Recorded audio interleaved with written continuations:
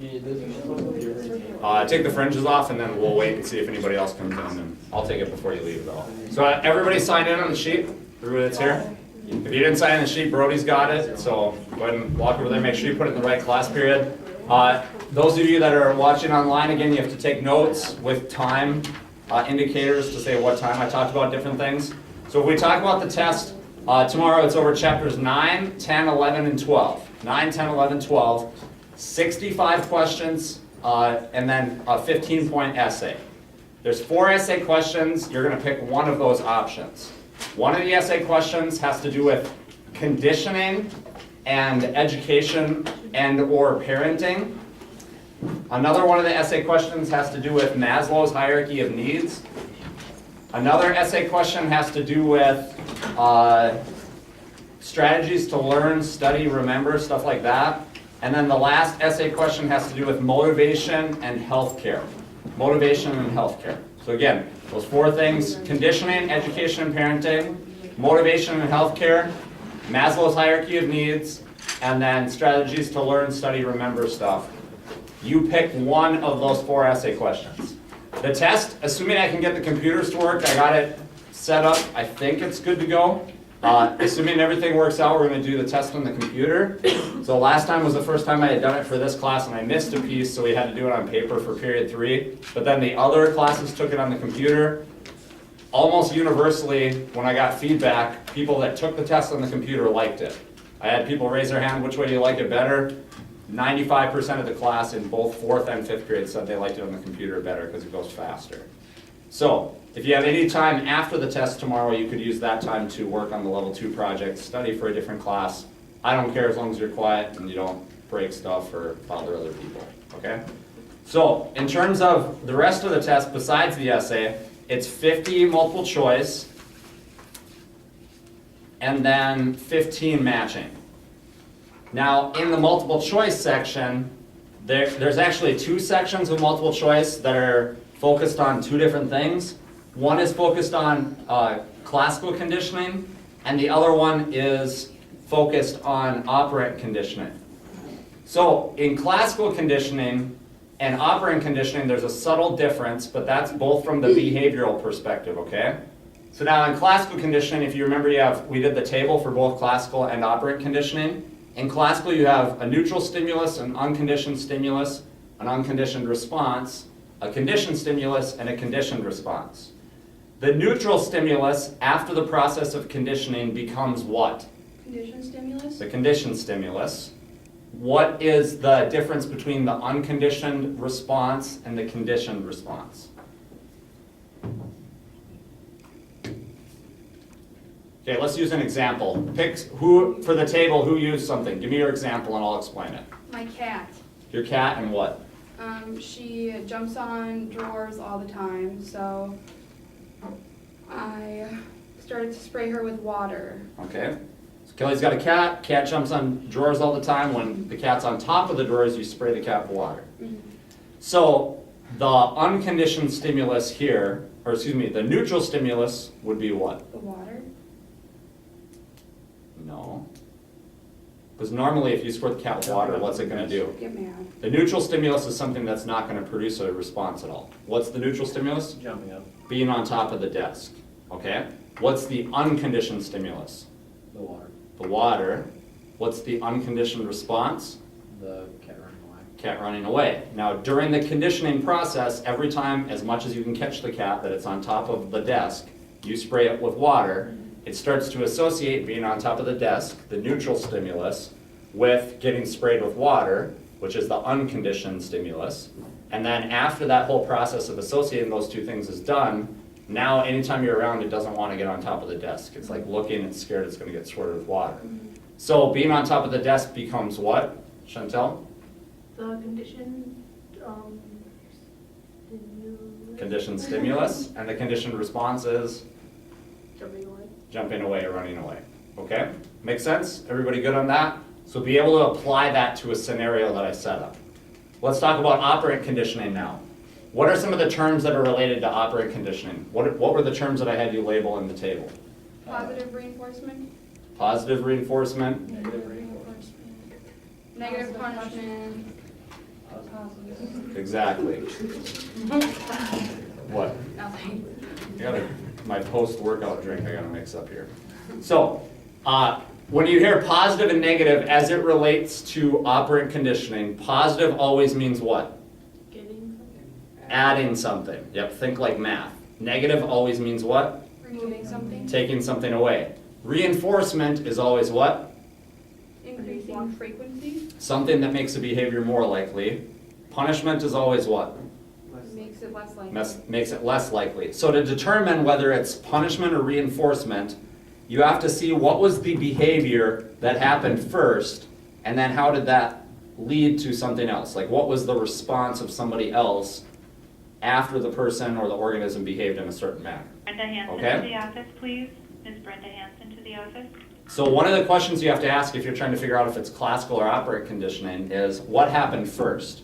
If the behavior of the organism happened first, and then somebody does something to the organism, dog, cat, person, whatever, and then we're trying to measure what happens after that intervention, what is that an example of? Classical condition. Operant conditioning. They behave first, you swear in class. Yes. Okay, let's use Kelly swearing in class for an example.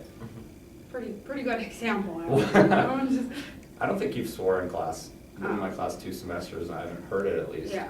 That's Yeah. Okay. Is that why you always sit in the back? kind of. Okay. So Kelly swears in class. My goal is to make it so she doesn't swear in class, okay? If she engages in the behavior of not swearing in class for a full day, and I'm like, here you go, here's a mint. Oh, my mints are hidden. I was gonna actually, here's a sucker. There you go. Here's a sucker. Thank you. Okay? So, she engaged in the behavior of not swearing in class for a day. I give her a sucker. What's that going to be? Positive reinforcement, assuming she likes suckers. Okay? Now, what she engages in the behavior of not swearing in class, and I take something away, what would that be? Negative reinforcement. Negative reinforcement. So what's an example of something I could use for that? Take away homework assignment. Take away a homework assignment. You don't have to do the chapter 14 assignment now. Okay? So, let's say she does swear in class, and I want to make it so that she doesn't repeat that behavior. Give me an example of something that could be negative punishment. You Detention. take Because- away your sucker. Of a beat. I took away her free time. Detention because I took away her free time. What else? How about give me another example of negative punishment first. Would that also work for positive punishment too, because you're giving Well, attention? remember I explained this in class. You have to look at how it's phrased. Yeah, I guess. So I'll make sure that it's phrased really, really clearly so you understand the difference. So while I'm giving her an inconvenience, I'm taking away free time also. Do you see what I mean? So I'll phrase it very clearly so that you can understand the difference.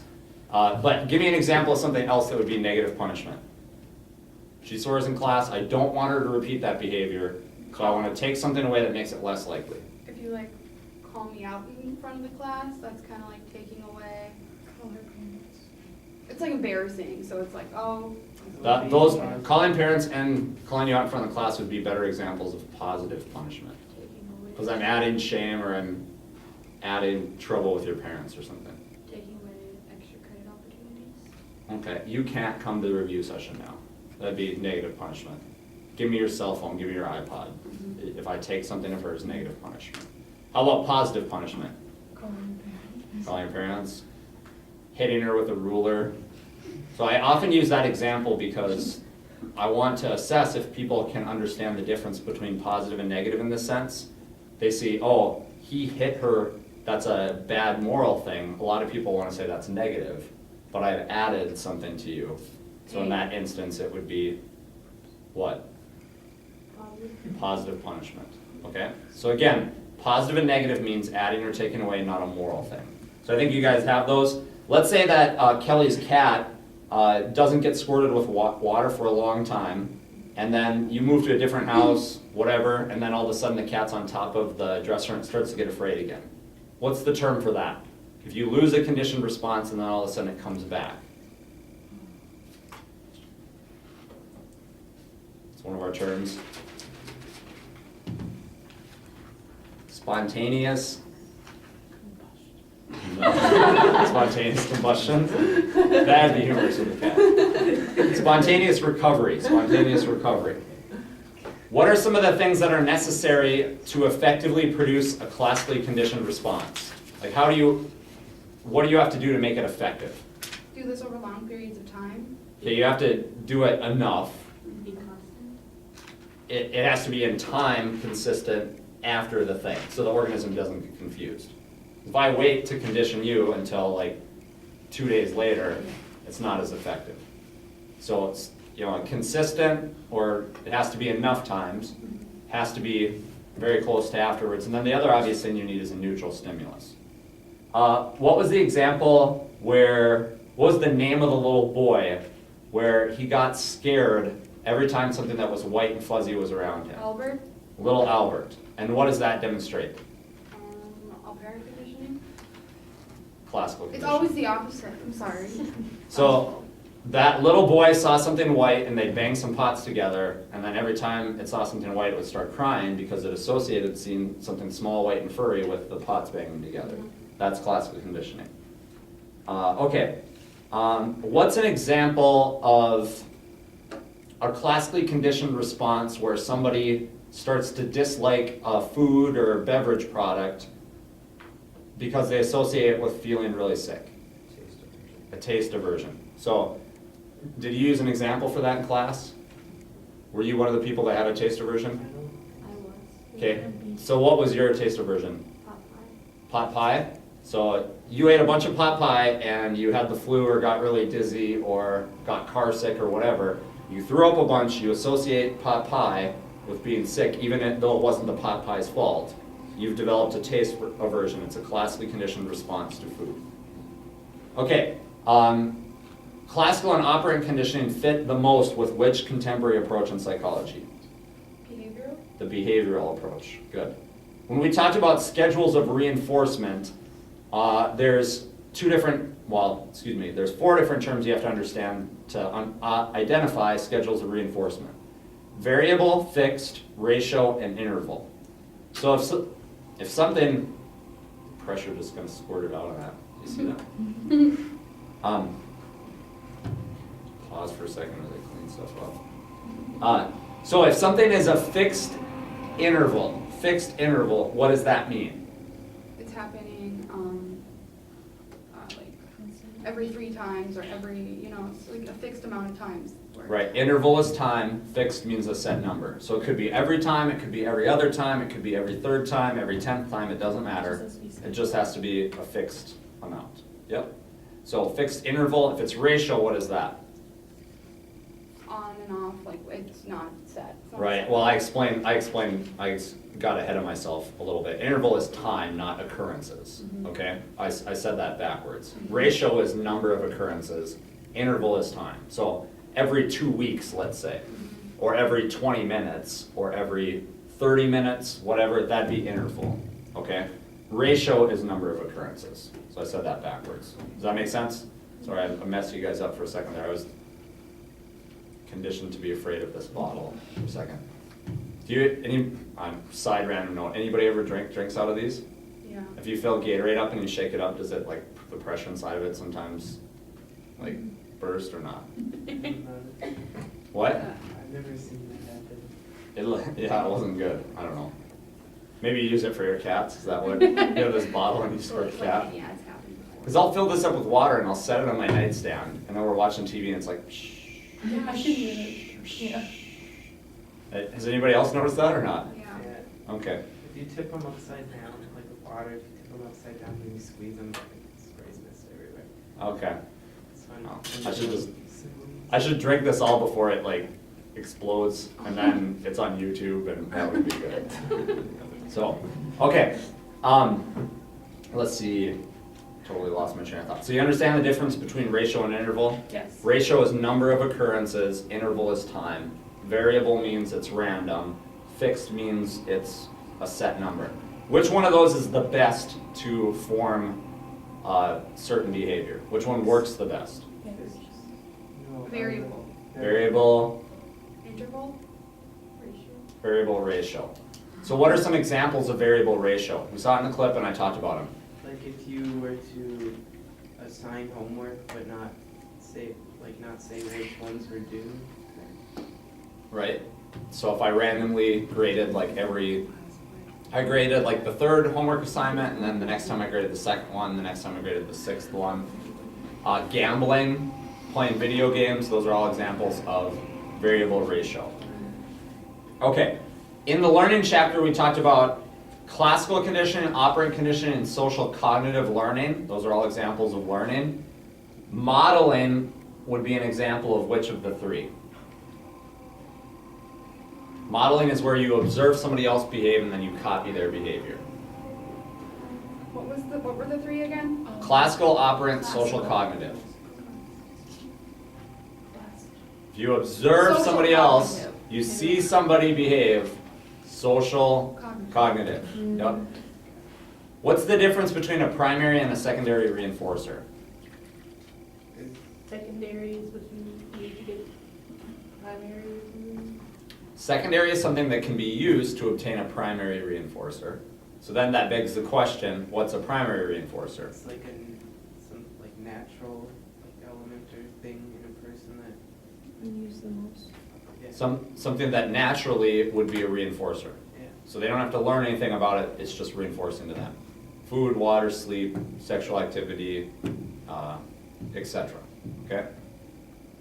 All right, let's see. Let's say that Nathan plays a video game like 30 times, and every time he plays it, he dies and he loses. And then he's like, I'm done, I'm not playing video games anymore ever. What's that an example of? Fixed ratio. Wouldn't that be? Well, Because it's random and then you win. no. No, the act of him like Fixed quitting, ratio. he's like, I'm not trying anymore, I'm never gonna be successful. The example I gave in class that demonstrates this is the dogs that would be in the cage, and then they'd shock them, and the dogs quit trying to find a way out. Learned helplessness. Learn helplessness, Ah. good. How about in a conditioned response, if I were to say, remember the example I said, relax, and I threw the brain at people, I've been doing that a lot this semester. Then I said, Spencer's like, yeah, he's the guy I gave the bloody nose to. I still feel bad about that, although it's kind of funny, especially because you were staring right at me. And I really didn't throw it that hard. No. It just kind of, and it's like a foam brain too, so it must have hit you just perfect. But yeah, I do feel bad about that. I was like, oh man. But anyways, when I said the word relate, some people jumped. So what does that demonstrate? Starts with a G. Generalization. Generalization. So it's identifying similar stimuli as like the conditioned stimuli. Now over time, if I keep saying relate and don't throw the brain at you, but I still throw it when I say relax, you're going to figure out the difference. What's the ability for you to tell the difference called then? Discrimination. Discrimination. Good. If you guys are studying for a test and you try to do a math problem, you can't do it, you can't do it, you can't do it, then you take the test and you get it right. Was learning really occurring there? Yes. So what type of learning is that? Latent learning. Good. Another question I asked you is, do you have a method of studying? Do you like always sit in your desk? Do you always lay in your bed? If you have to study in that manner, what is that an example of?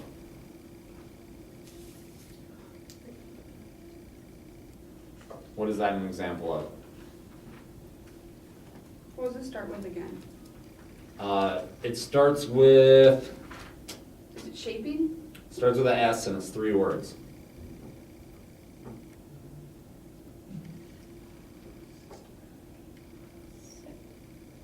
State. State of State. learning. State of learning. Dependent. State dependent learning. Wow. Trying to multitask here and Okay, I thought that was 3 That's like letters. 3 That's a words. lot more than 3 Oh. letters. did I say 3 letters? Yep. Oh, It's like sass. I meant 3 words. Wait, that's Didn't you say 3 words?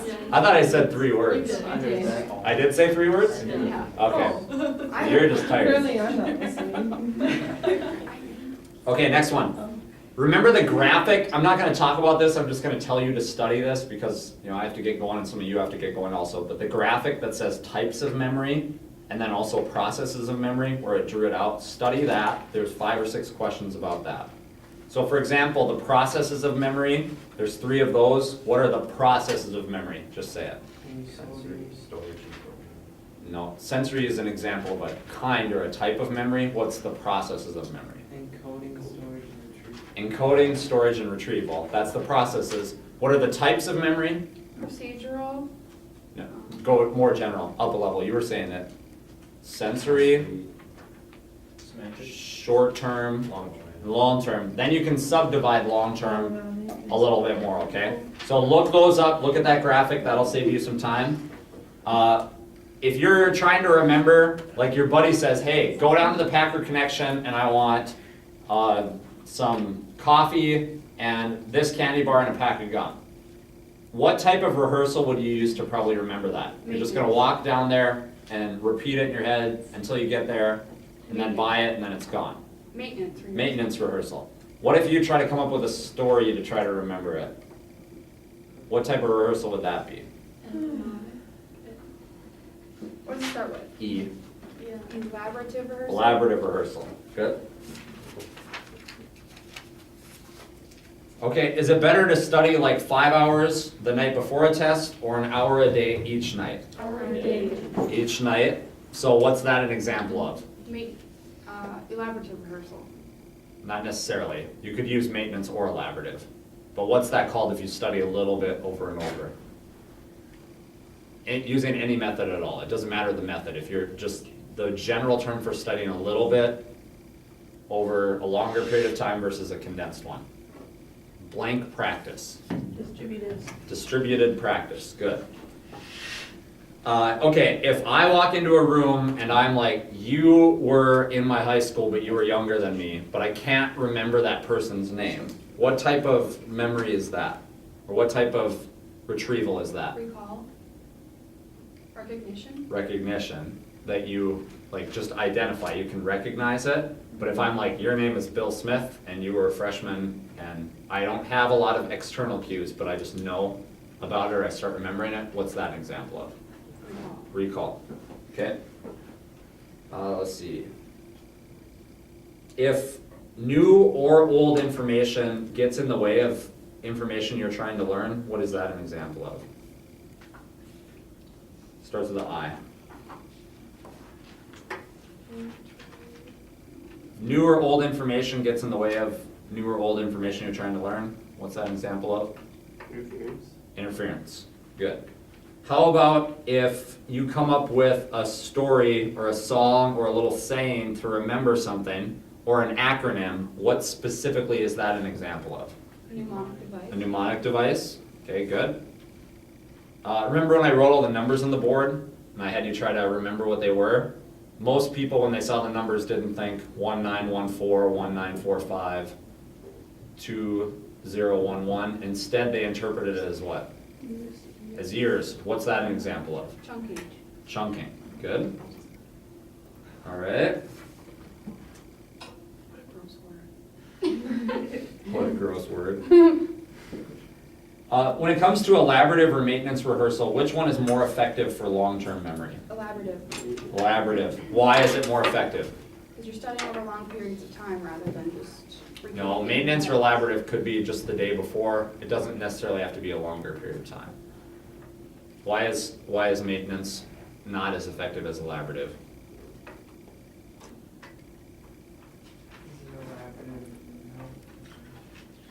Isn't elaborative when you detach more to it, like than just? Because maintenance, you're just trying to repeat it, so it's like cramming. Yeah, you're building more connections. So if I'm like, this is what this thing looks like, and it reminds me of this person, and here's what the definition is, and it's related to this concept in history, rather than just repeating the definition over and over, I build more connections that allow me to understand it. What are the 5 units of thought? Symbol, image, prototype, rule, Concept. And concept. Good. All right, what is an image then? Just like, I meant like a representation of Yeah. something. A visual representation of something. It's not a representation of something, it is that thing. It's an image of that thing in your mind. So like, I use the example of Mr. Clark. If I tell you to think of what Mr. Clark looks like now, you actually see it. It's not a symbol of him. You actually see what he looks like. But it's not like a physical thing, you know what I mean? Like, you're not physically looking at him, it's more of like a representation in your head. Yeah, if it's a representation of something that's not actually the thing, what's that a definition Symbol. for? Symbol. So that's where I'm trying to differentiate what you're saying. So in that Okay. Mr. Clark example, would like principal be a symbol then? Principle would be, well, again, it depends on how you phrase it. Principle is a word, and words are symbol, certainly. But principle also represents a concept, and then Mr. Clark could be the prototype to you of a principle. Does that make sense? So that Alright. could, like, getting in trouble or dealing with Mr. Clark be a rule? Yeah, when I see Mr. Clark, I get in trouble. That could be a rule. Because you're relating two different things together. Okay. All right, what's the difference between convergent and divergent thinking?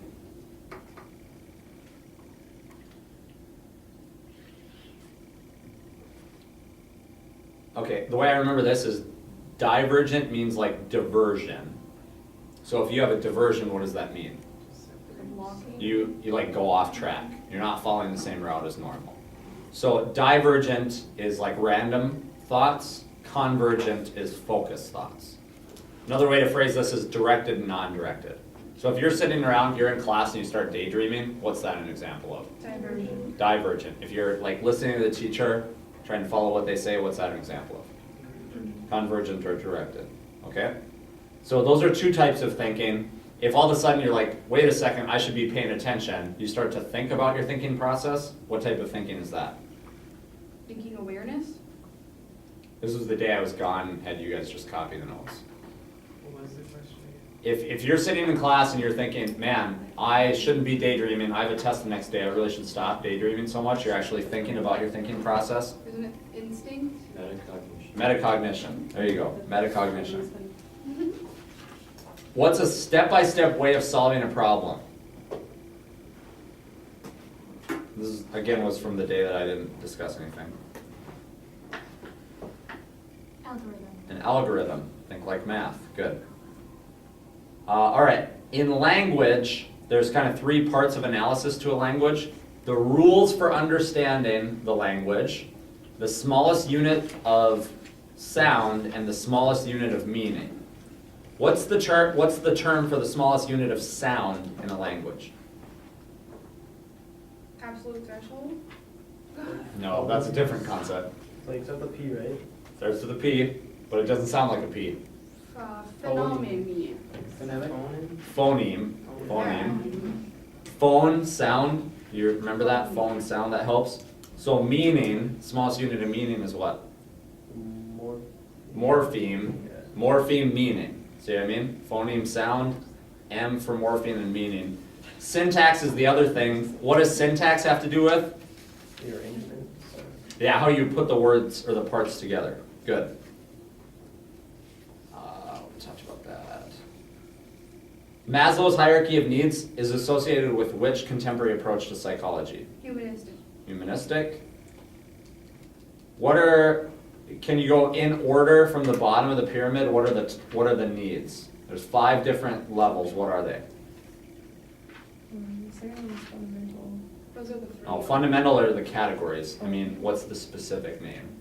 There's, isn't the first one safety? No, first one is physical. And then Second one is safety. safety. Together, those form what type of needs? Fundamental. Fundamental. Then next up, Love. love and belonging. Then the next level, esteem needs. Those together form what type of needs? Psychological. And then the top he calls Self-actualization. self-actualization. Good. So the key of that theory is that you have to, if that theory is correct, what they hold as true is you have to fulfill each level before you can meet the next one. Does everybody agree with that theory? No. No. Some of the examples I gave against that were, So if it's needed or not. yeah, some people disagree with that. What else? Use Beethoven, correct? Use Beethoven, monks that, pastors, priests that are celibate, that if they're following that celibate lifestyle honestly, they're not married, they're not engaging in sexual activity, but many of them are self-actualized in that they do a good job and help society, okay?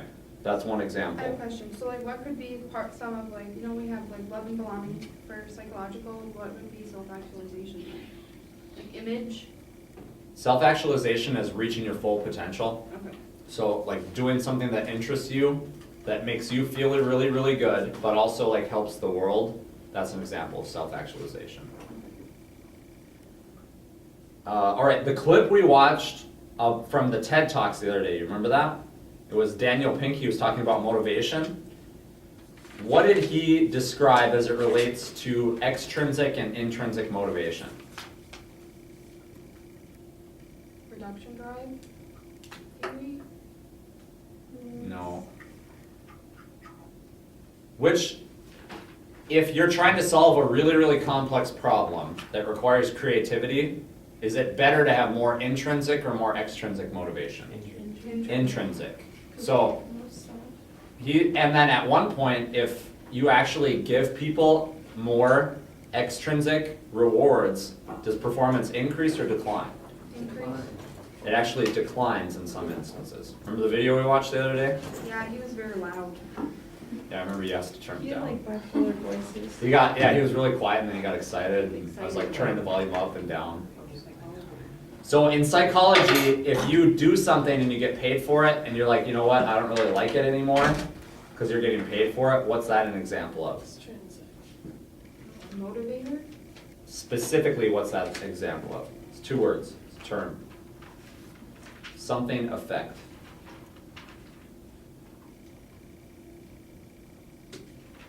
That's the over-justification effect.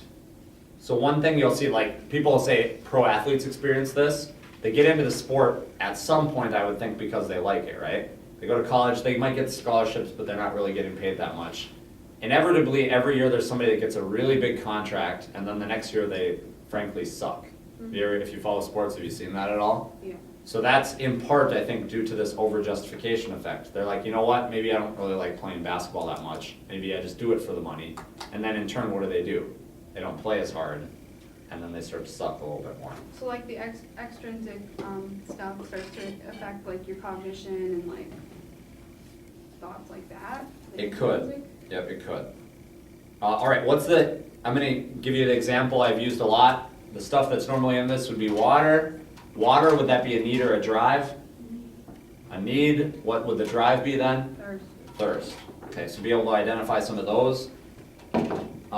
Which part of the brain is most closely tied to hunger and eating? Thalamus. Hypothalamus. Hypothalamus. Good. All right, and I think that's it. Let me double check. What's lateral hypothalamus? Remember lateral and ventromedial, we talked about those today. The way I remember this, the mnemonic device, little mental trick I use, lateral comes before ventromedial alphabetically. Lateral sends signals to start eating, ventromedial sends signals to stop eating. Okay. So since lateral comes first, stop is the second. Make sense? Yeah. That's how I remember that.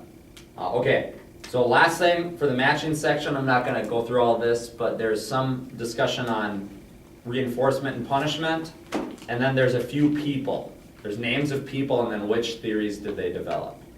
So there's like 5 people in there, and then a couple parts of the brain and what they do.